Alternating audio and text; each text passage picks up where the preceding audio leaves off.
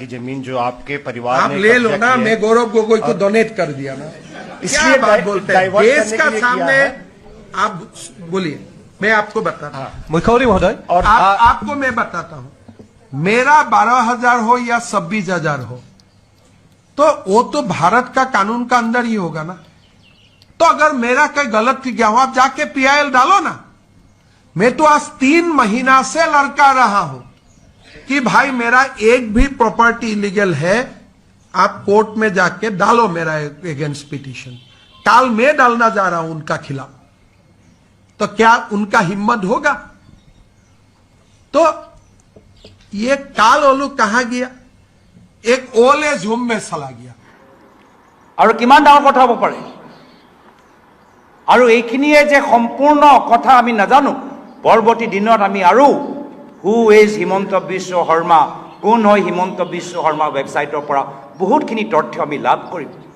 কিন্তু ইতিমধ্যে আমি যে যোৱা ৩-৪ দিন সময় পৰিৱৰ্তনৰ যাত্ৰা আমি সম্পূৰ্ণ কৰিলোঁ, তাৰ ভিতৰতে গুৱাহাটী, কামৰূপ, যদি নগাঁও, যদি আমি য'ত য'ত গ'লোঁ তাৰে যদি আমি তথ্যবোৰ ওলাওঁ, ইতিমধ্যে কংগ্ৰেছ দলে মুখ্যমন্ত্ৰীৰ পৰিয়ালৰ দখলত থকা ৪,০০০ বিঘা মাটি আমি ইতিমধ্যে ওলাবলৈ সক্ষম হৈছোঁ। ৪,০০০ বিঘা মাটি।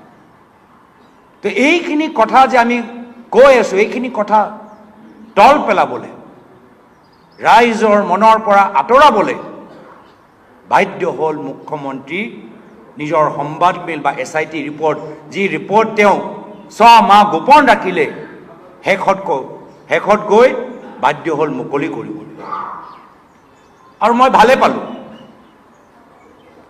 মই এই ছুপাৰ ফ্লপ চিনেমাৰ মুকলি হোৱাটো ভালে পালোঁ। মইতো বহুত দিনৰ পৰাই বাট চাইছোঁ। আৰু ইতিমধ্যে ৰকিবুল হুছেইন ডাঙৰীয়াই ক'লে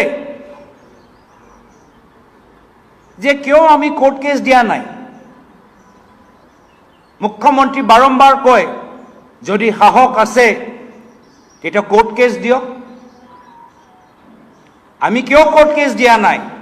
কি ৰকিবুল হুছেইন ডাঙৰীয়া কোৱাৰ দৰে আমি কোৰ্টে যদি ষ্টে দি দিয়ে, কোৰ্টে যদি বাধা দি দিয়ে, কোৰ্টে যদি SIT ওপৰত কিবা ৰিষ্ট্ৰিকশ্যন দি দিয়ে, তেতিয়া তেওঁলোকে ক'ব যে আমি এই গুৰুত্বপূৰ্ণ ৰাষ্ট্ৰীয় সুৰক্ষা তদন্তৰ ওপৰত কংগ্ৰেছ দলে সহায় কৰিবলৈ বিচৰা নাই, সমৰ্থন কৰিবলৈ বিচৰা নাই, কিবা এটা লুকাই আছে। সকলো ছুপাৰ ফ্লপ আৰু বিভিন্ন মাধ্যমৰ মাজত আলোচনা, ভেলকিবাজি, এয়া হ'ল আমাৰ ছাকচেছ।